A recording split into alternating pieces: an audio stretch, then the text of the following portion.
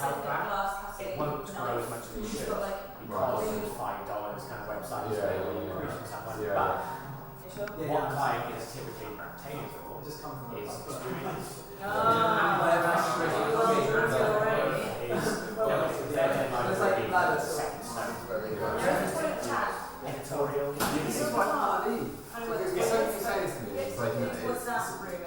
Thank you for coming. So tonight we're going to learn about contracts, negotiation, intellectual property, basically whatever you want. For the first 20 minutes, Matt here's going to chat about everything, and then we can do a Q&A afterwards. But everybody give Matt a round of applause. Thanks for coming down, dude. No problem. So a bit about the AOI, not a hard sell, but a little bit about before we start. And I think it's probably easy if we just throw it open, because I think the things I'd like to talk about, or hopefully you'd like to talk about, contracts and things, are more applicable based on experiences people might have had, and actually it brings it into a bit of context, I think. So the membership, what we do is for an annual fee or a monthly fee, we provide dedicated and tailored advice. So we look at contracts for people, reading through clause by clause. We provide dedicated pricing advice based on the nature of the commission, the client, the usage, the territory, the duration. We can help with things like non-payment by clients, breakdown of communications. We can make sure illustrators understand their worth, but also their rights when moving things forward. Not everything has to go through lawyers, legalese, things like that. A lot can actually be solved, and a lot can be done just by the illustrator understanding what it is they own and what the client is licensing from them, but also what rights they have to take things forward and not get trampled on.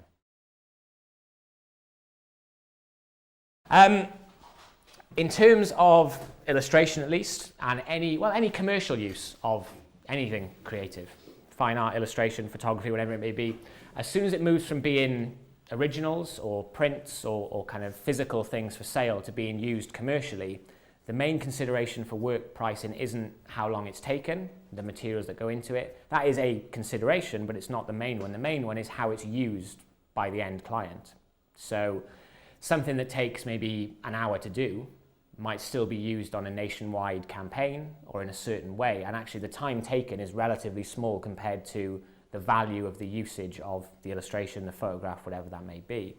So pricing, the easiest way to think about it, to break it down, is pricing depends loosely on 4 factors. Who the client is, so the size of the client, small, medium or large. What they're going to use it for, so that's the exact usage. Is it 100 postcards, or is it a all media license for a year? Is it social media for 3 years, web for however long, or an album cover or a book cover for the period of copyright? Then the territory in which it's available. Is it UK, local, or is it Europe, worldwide, US? We've dealt with things that are provinces of the Middle East, very specific territories, all the way through to worldwide. And then the duration of license, so how long it's going to be used for. Obviously, the more it's used, in the more territories it's used, and the longer it's used for, the higher your fee should be as an illustrator or as a creative. The more the company is using the illustration, the more people see it, the more people buy their product, or the more cachet it gives them, or the more niche, or the more exposure, whatever it may be. And no client, as nice as it would be, is commissioning out of the goodness of their heart. Everyone is commissioning because the larger the clients, especially, things have tested well. It's going to sell a certain amount of product. It's going to bring them a certain demographic. It is going to enhance their cachet with a certain kind of people.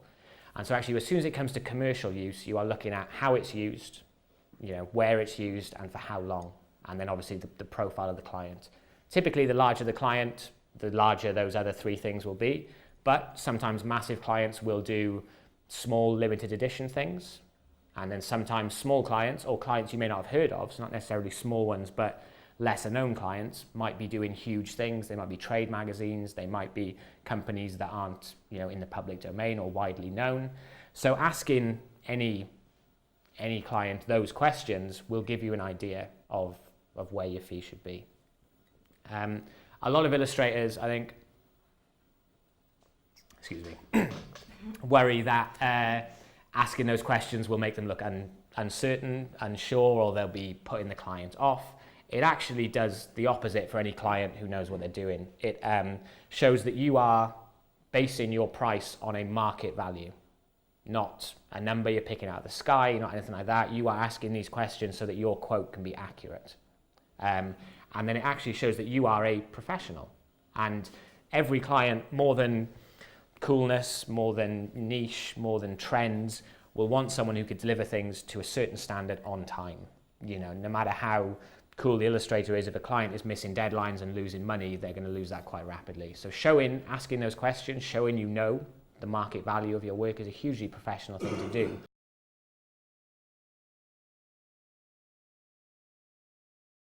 It'll depend on your communication with them up to that point. So a lot of people will maybe not have had in the past formal contracts or even any kind of clarity in emails, any written things. A contract can be verbal, you know, so it can be done over the phone, but that's just a lot harder to argue in court. Or if it never gets far to court, you know, it's just a lot harder to argue with their lawyers, their finance department, their art directors. So even an email, you know, initially outlining what they're going to use it for. You know, if you've agreed a fee with a client based on a certain assumption, you know, that's going to be an album cover, say. As long as in an email you've got somewhere, this fee correlates to an album cover only. You know, it's a worldwide license for 1,000 albums or for, you know, as long as you need it for an album cover only. Even that small bit of wording in an email would be enough that if they used it outside that, you'd be able to go back and say, this isn't in our agreement, I'm owed additional fees for this use. So it's about not giving away the farm straight away. Terrible analogy. But not kind of giving everything away straight away. You know, if they've got a small budget, that's fine. You have to work with the client to do that, but don't give away all your rights as soon as they mention a budget. It'll depend on your agreement with the client. It should always be with the creator for two reasons. Your copyright protects your work visually. It protects, you know, if you are the copyright holder in a work, which you are as soon as you make it. I'm going to divert a little bit into copyright, if that's okay, and then come back to that one. So copyright exists in a work as soon as you make it, provided that work is original. It can be a drawing on a napkin, sculpture, painting, photograph, digital illustration, film, song, anything. As long as that is original to you, as soon as you create that, you own the copyright in it. There are a lot of myths about copyright having to be, I've seen people posting things to themselves, emailing files back to themselves and things like that. You don't have to put that symbol on there. Why not? It's a way of deterring people or asserting that you have that copyright, but it isn't a legal requirement to have it. If you can prove you are the creator of a work, then you don't require that symbol. It's not a legal thing to have on there. No. Having it on there, though, will typically accentuate the point that this is mine. That's why you see it most places, people, websites, you know, books, those things, copyright this person. It's just to make it without, you know, even less doubt that the person owns the copyright. But it's not a legal requirement to have on a work.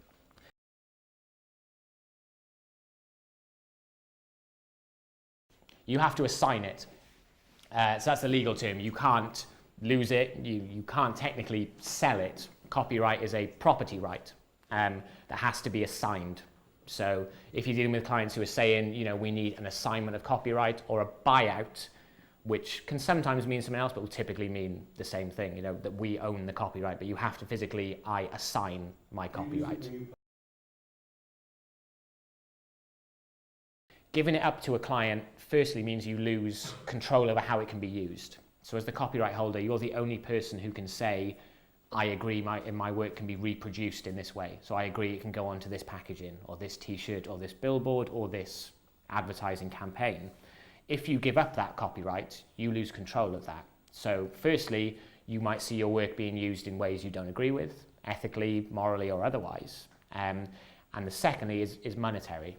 If you give up your copyright for a fee, that fee would have to cover all future and possible uses of the illustration, the work, because there is no telling at that point how it can be used. So if you're giving up your copyright to what starts as a small company that actually expands, you would have given it up for a relatively small fee at the start, and then 5 years down the line, they're still using the illustration, campaigns, t-shirts, clothing, whatever it may be, and you have no recourse for more fees out of that. So the copyright should always remain with the copyright holder, unless, of course, the client is willing to pay for every possible and future use, which they never are, and they don't need. A lot of clients, not maliciously, usually ignorantly, which sounds worse, but ignorance not in a bad way, being ignorant of what they actually need. They think they need the copyright to do anything. And it's very rarely or very occasionally that it's actually a malicious kind of rights grab. Usually it's just they think it's easier for them and their admin team to have the copyright and then use it wherever, when actually your fee for any copyright assignment is going to be so big they're never going to pay it. So actually licensing benefits both parties. The client only pays for the usage they need, or the usage they use, the actual usage, and the illustrator knows exactly how their illustration can be used. As soon as you get into possible usage and things like that, firstly your fee is going to escalate, and the client can actually find themselves out of pocket if they spend loads of money and then only use it in a very specific way. So it is, a lot of people think holding on to copyright is only good for the illustrator. It's not. It's mutually beneficial for both parties. It shouldn't be any different to any other kind of commission. T-shirts are one of the things I ask about quite a lot, because everyone now thinks they can start a t-shirt label and make loads of money and retire. Everyone's going to be the next Supreme pretty easily just by sticking a logo on a t-shirt. But if the budget is small, if you're starting a t-shirt thing, then actually you will have in mind a first print run. No one's printing 1,000 t-shirts first. They might do 100 or something like that. So actually licensing it from an illustrator's point of view should be based on, if the fee isn't huge, it should be based on a limited print run. That way, if it's reprinted again, the illustrator stands to make more money from that.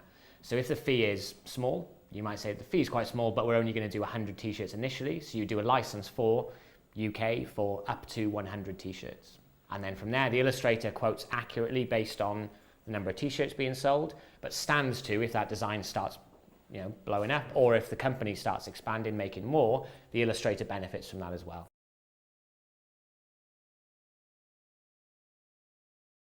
You could have a blanket agreement. So it could say if the print runs of the t-shirts stayed the same, you could say, this agreement applies to this number of t-shirts with you, and then agree a fee based on that. So you say, this applies to all of the things. And as long as, what you couldn't do with that is do 100 t-shirts and the next time do 200 and expect the same fee. But if you had with a relatively similar print run across that time, you could do one agreement that is for 10 t-shirts and just do the fee for that, and each t-shirt will be printed X amount of times.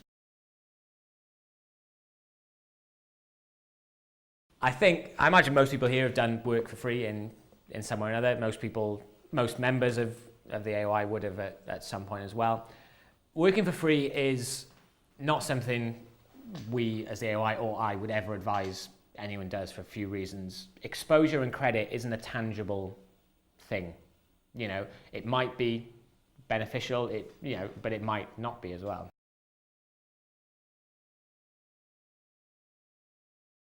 It will have, it's fee erosion. That's the simplest way to say it. It will, exactly, it'll have an effect on fees for certain clients, because there are two kinds of clients. There are clients who value professionalism, creativity, and those things well, and they will pay for people that they know, and they will pay more for people that they know will make certain kind of work on time and those kind of things. There are clients that want something that just looks current, contemporary, or looks like someone else's work or something that someone else has done. And unfortunately, those clients will always be able to find someone who can work for free. There are websites where it's $5 to design a logo, those kind of American things, which is undercutting every kind of creative industry, not just illustration. Graphic designers can't compete with that. That's across the board. And actually, so it does have an impact on the industry, but hopefully only on the clients that wouldn't commission the higher end or the more professional stuff anyway.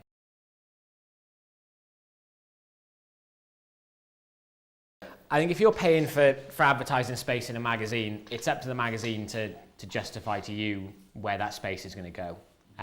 It's up to them to tell the client or to sell to them. Now that might be false selling, saying that we have this amount of reach, this, that, and the other. But actually in terms of pay and advertising, it is people's jobs to track where these things will go and things like that. And I think no one's really gambling on paid advertising. I think they will have a bottom line of how much it costs against what the return is. I think in terms of then for the person creating artwork in the other way, I think there's a difference between, first, there's a difference between a commission and a collaboration.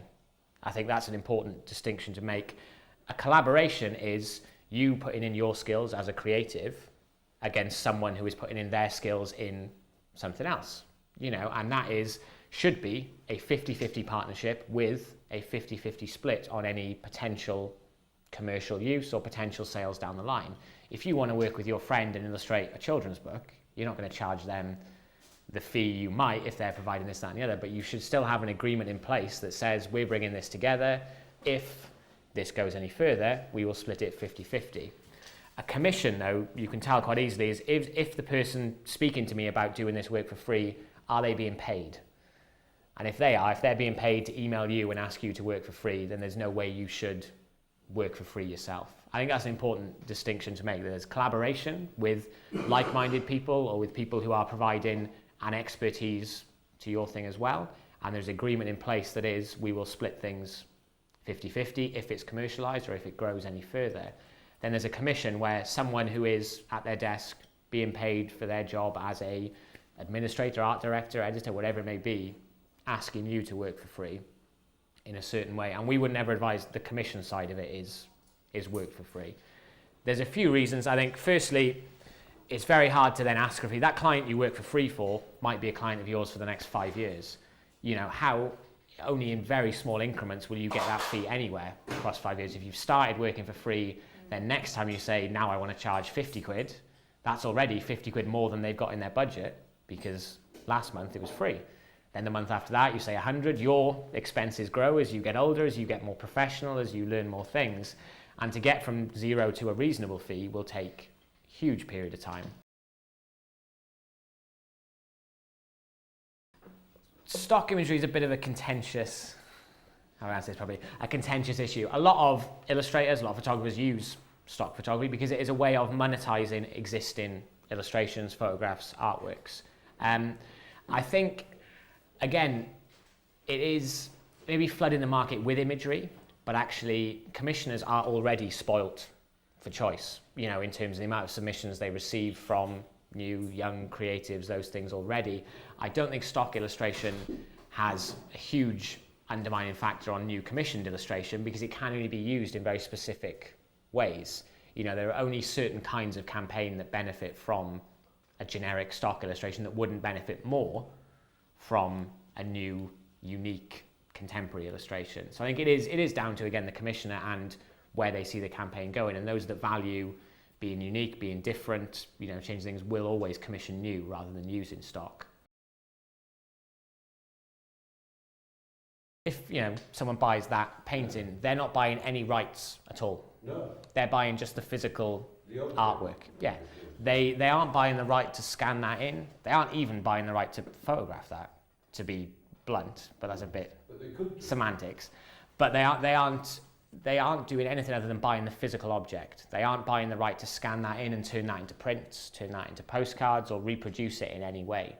So that's where kind of the commercial and the non-commercial use comes in. A commercial use is a reproduction of a work in a certain way, whereas the non-commercial use is selling the physical thing.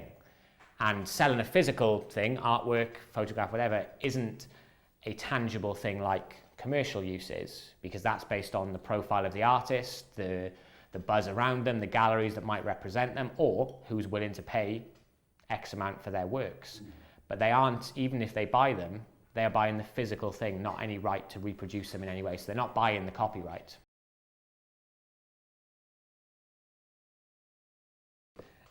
Pricing of original work or prints or things like that, while there is obviously a consideration for how much did it cost me to make, how long did it take me to make, and then is there any margin, what's my profile, what's my reputation, what did my previous work sell for, you know, what can I add on to this? It's still all based on the person who's going to come and buy it or value it. It's not valued in a tangible way based on usage, it's valued in an aesthetic way.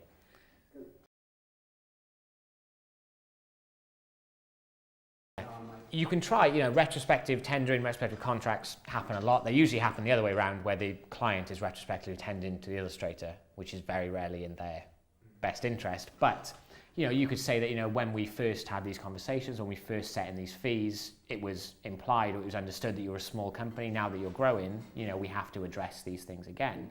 It's a conversation, of course, you should have, and your rights don't stop because you haven't defined them.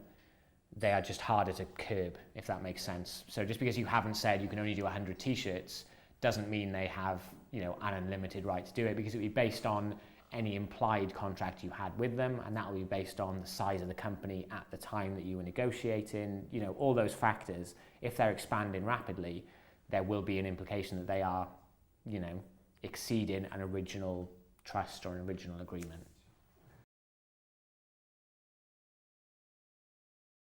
Collaboration and commissions. If you're paying kind of a flat fee, I think that flat fee has got to be linked to a certain print run. So I'd say that's a commission, but obviously you're working closely with the illustrators, but commissioners do that as well. You're looking for a certain kind of artwork, or you're making amends because you know what will sell. I'd say in your case, a collaboration would be, we are starting up, we're going to provide X amount of t-shirts and get them printed, you're going to provide the artwork, and we'll split things 50-50 or 60-40 if your costs are implied higher or something like that. I think amends, it depends on the job. Editorial can be, tight deadlines can be moving pretty quickly, but actually 3 rounds of amends we would always say within an 8-hour working day, there should be a consideration for weekend work, evening work. All creatives take that on the chin, that there will be different hours and things like that. But if the person commissioning you is going home at 5 and expects the artwork in at 9 in the morning and they're not going to be checking their emails at 2 and asking for amends, things like that, there should be a consideration that you're having to work through the night to do that. But I'd say 3 amends. You do a rough, then maybe a second draft, and then your final. Any more than that, then the brief, any more than that, and the client has the choice to either say, well, you're not working to our brief, or to say we're changing the brief. If they are changing the brief, then there needs to be a consideration for your time to bring new artwork in line with that changed brief.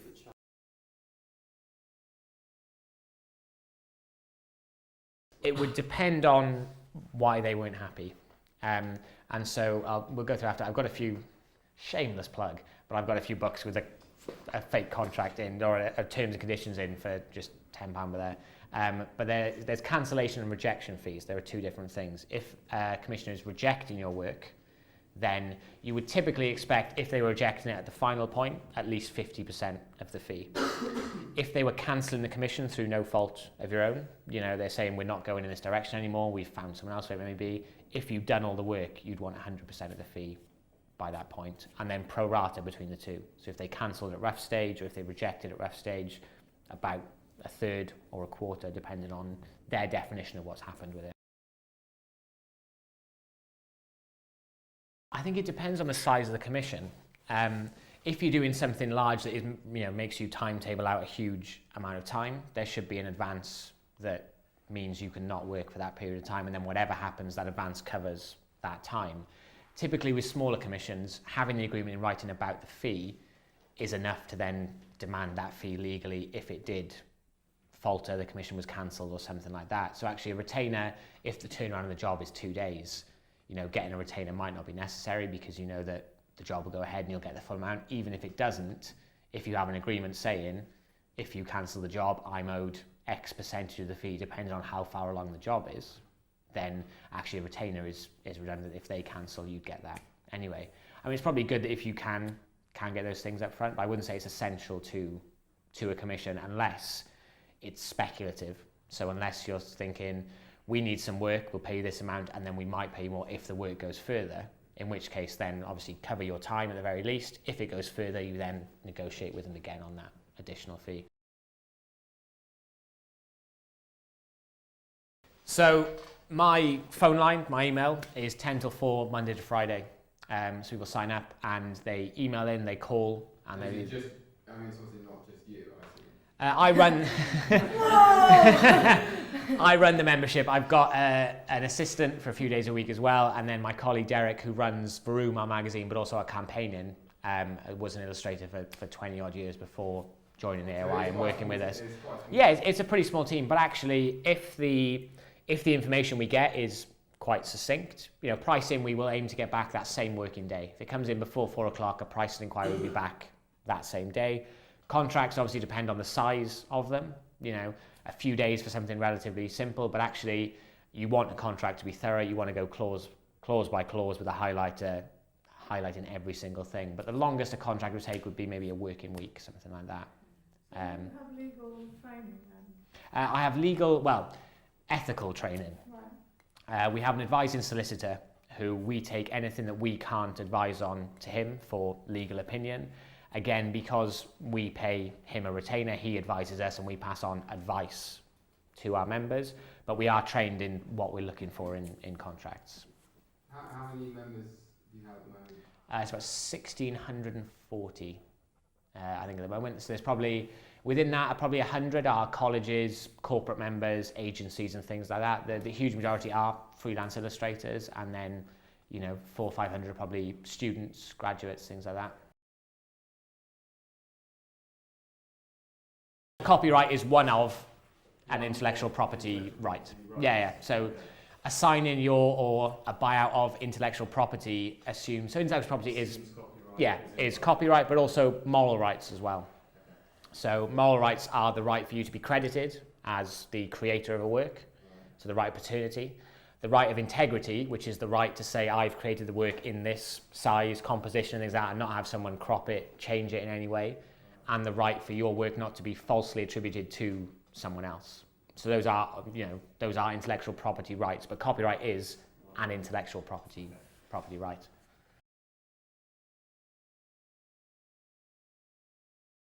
They can crop, they can edit, most alarmingly for most people, they can get someone to redraw it. So if they bought the copyright in an illustration or a character especially, they can get someone else to draw that character, they can get someone else to change that character, they can crop it, edit it anyway, and they can resell it.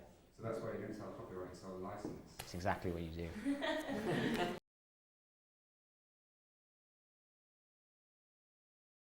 If it was simply adding more hair, a weave to this guy here, then that isn't, compared to everything else going on, that's not a substantial enough change to, and the copyright holders have a pretty easy way of saying you've infringed my copyright.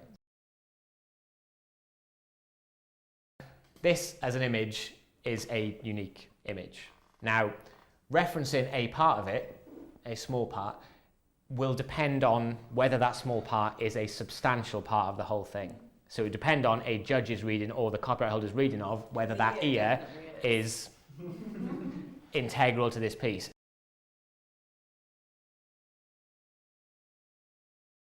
You'd have a hard time proving it.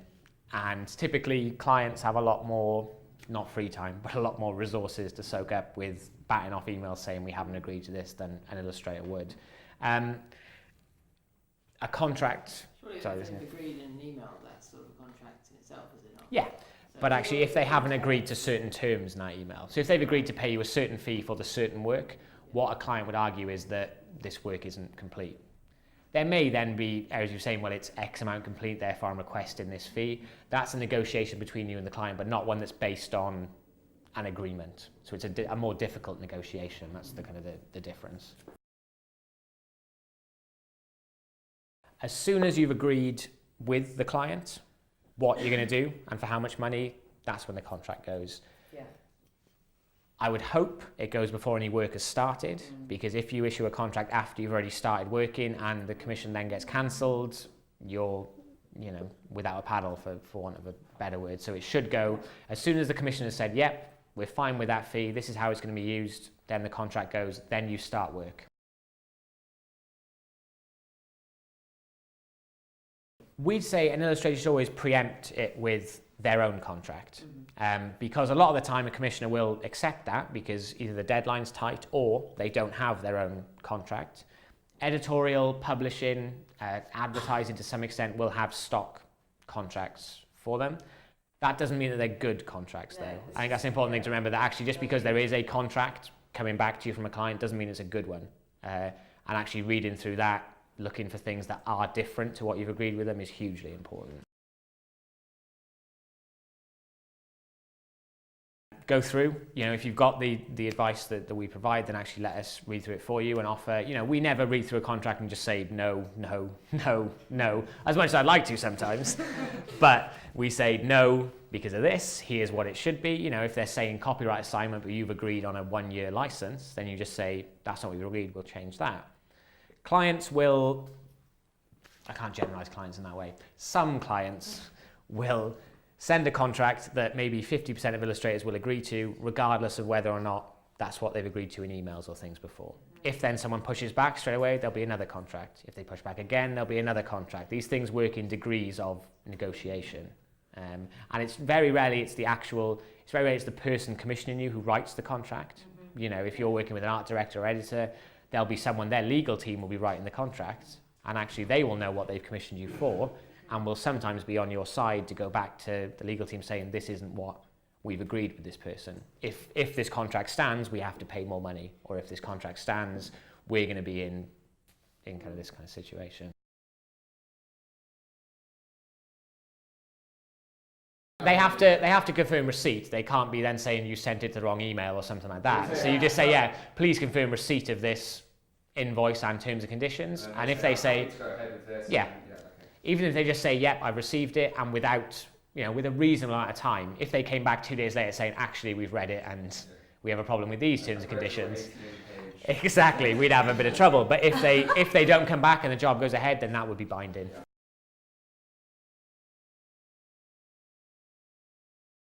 Two things you can do. Or do we just let it? No, never let it go. Well, not never let it go, because sometimes it might be, you have, yeah. You have to take your time into account chasing these kind of things. And unfortunately, some clients will know that an illustrator can only spend so long chasing a 50 quid invoice before they give up. But actually, without payment, the agreement, the contract, whatever you have isn't binding. If they are using your illustration and haven't paid you, they are infringing your copyright, because a license granted is only granted once payment's been received. It's a mutual thing. They don't get the license as soon as you agree it, they get the license as soon as they pay for it. And so legally they are, breaching your agreement, but also infringing your copyright by using it without. And that's a useful thing to remind them that, say it's being used by not just them, but a supplier, by another company, that actually all those people are illegally infringing your copyright because they haven't paid you for this license. Another thing, again, if you have it in the contract, is you can add interest to invoices overdue by 30 days. And if you're saying, I'll give you a week to pay this, or I'm going to start adding interest. How much interest? We do. We'd say through that, maybe between 2 and 3% a month. Okay. Inflation's at what, 0.5, 6? George Osborne's proudest achievement. But we would say that actually inflation should be higher than that, taking into account your time. So I think our terms and conditions say about 2 or 3% interest every month that it's overdue. A commission only happens when someone's saying this is going ahead, this is how it's going to be used. Right. If the work is speculative, or if it's visualization, if you're going into a client's office and drawing on a whiteboard while they're there and it's not used in any way, and the same thing with speculative work that is going to get presented to someone, then the very least you should charge is your time. But actually then you make it clear that actually this charge is just for my time. No rights transfer for this.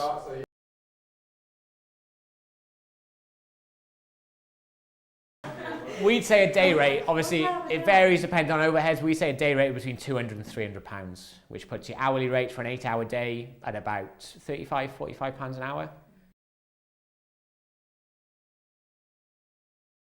There are, but only in terms of negotiation. In terms of what we advise illustrators, and I advise as many students or recent graduates as I do people who've been working 15, 20 years. The advice or the usage doesn't change based on experience, based on age, based on anything. What tends to change is the illustrator's own skill in negotiation.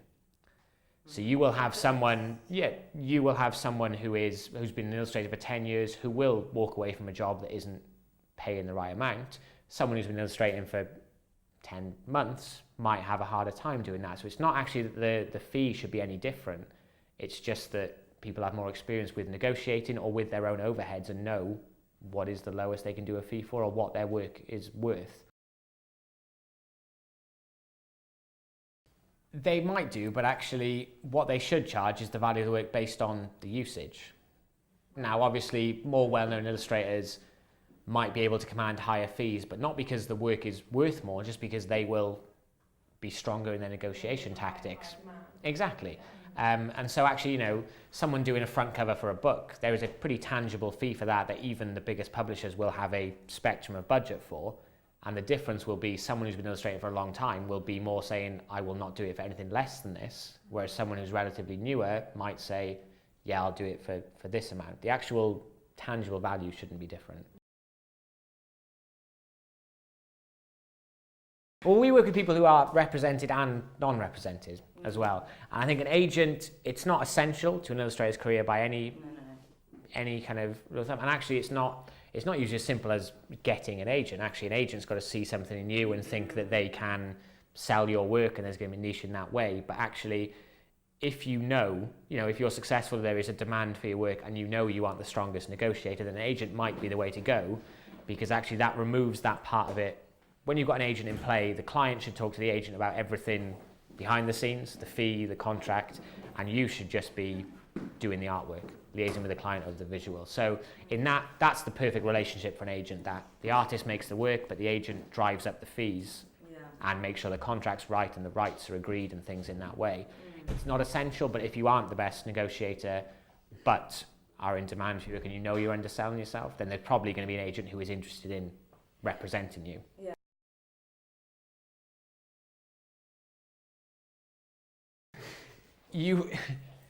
It may be that there's that kind of job there, but actually, in the same way, if you were contacting agents purely because you've got a job, the agent thing's a partnership, and you should want to work with an agency who understands your work and can sell your work based on. You can't rush this kind of thing. It can't just be because that might be the only job you get through that agency. The agency thing should grow, it should nurture. They should be talking about your work, ways you can improve, areas you can go into, not just coming in to get you a high fee and doing a one-off deal with you. It should be a mutual relationship where you're working with them and they are finding you work as much as you are producing it.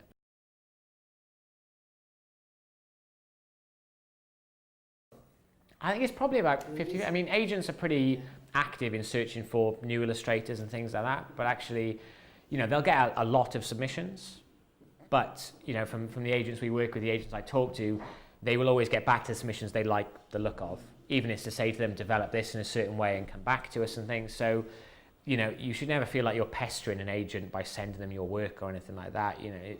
If you research them well enough, I think is the key thing. There's no point in sending your work to an agency that doesn't work in the field you're in or something like that, or share the ideals that you do. But actually, if your work is right for the agency, it'd be the agent's call whether they know, but they will always get in touch with the people that they see something in, I think. So it's not always the agent searching the illustrator. Sometimes you can be quite proactive about doing it, as long as you research the agents you're going for. No one wants to see a blanket email with a 18 meg PDF with 20 images saying, "Dear sir, here's my work." Show you.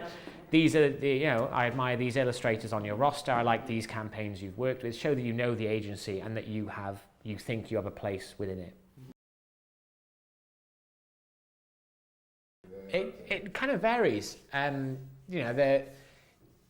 will. Directory of these things, the ones we work out. There's probably not a directory, but there are different things. You can look at firstly the SAA, which is the Society of Artists Agents. SAA. Yeah, and that is a group of about 11 or 12 agents based in London who adhere to a certain code of practice. So while they're all competitors, they are all pulling together for better contracts across the board and things like that.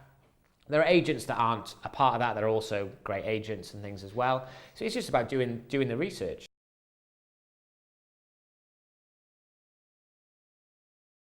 I think in terms of illustration, you can have literary agents and all different kinds of agents, but in terms of illustration, you're looking for a partnership. You're looking for someone that believes in what you do and thinks they can market, sell what you do. So you want someone who is, you know, enthusiastic, supportive, you know, and gives you the reasons why they are the best people to sell your work. You know, that might be previous commission they've done, contact lists they have, those kind of things. Illustration agencies will take typically around 30-35% of commissions they handle. And then you've got to be convinced as the illustrator. It's not as simple as I've got an agent, therefore work's going to come in. You've got to be convinced by them as an agency that actually they are right for you. So they've got to demonstrate to you that they have the expertise, you know, the contacts, the knowledge, and the interest, the passion in your work to develop it with you and to sell it on.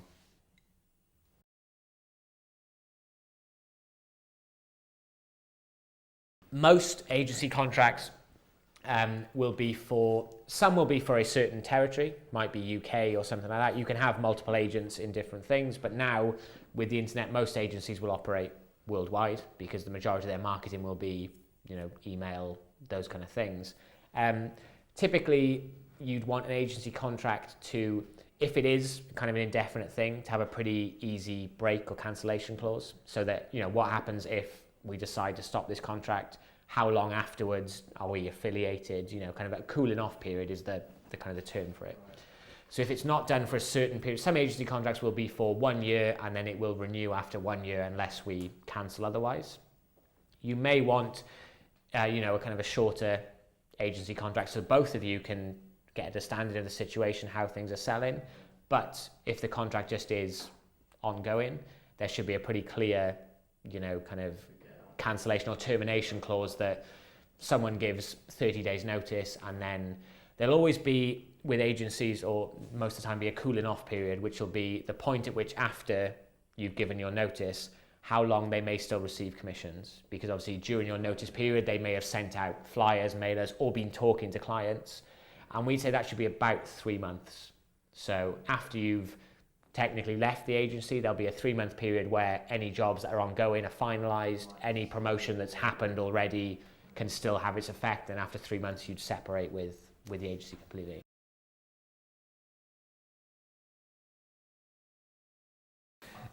Within that though, there may be certain costs that are split, and there may be things like promotions. You know, some books charge per page for you to go into it, and while you should never be forced into going into them, it should be a discussion between you and your agent saying this would be good, and actually the split of that marketing should be the same split as the commission. So if they're saying we think it'd be good for you to go into this awards program, this book, you know, we'll pay 35%, you'll pay 65%.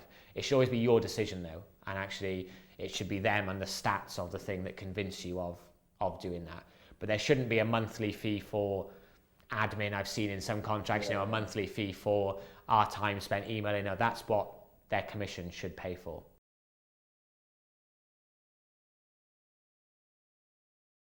Yeah, we've got a members area of the website where there is a pricing survey. So there's about 16 sections to it: advertising, editorial, you know, site-specific apps, all those things. And that's kind of a reference document for fees that have been achieved in the years before. Then obviously there's the dedicated access to myself, you know, the membership department.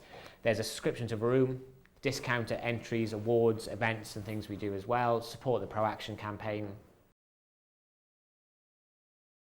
It's 150 for the year for illustrators, and there's student rates as well. I've got a bunch of cards, and rather than me telling about the AOI, the website we've got there has got testimonials from a lot of our different members, from new graduates through to kind of relative ones, about what we've been able to help them with and things like that as well. Thank you. Thank you very much. I don't work for the AOI or anything, but I've been with them for just under a year, and they've helped me with every contract that I've done, with every kind of piece of pricing. Like, actually, you played a massive role in this whole gallery, so it is worth it. But yeah, thanks again, dude, and thanks for coming. You. Thank you very much.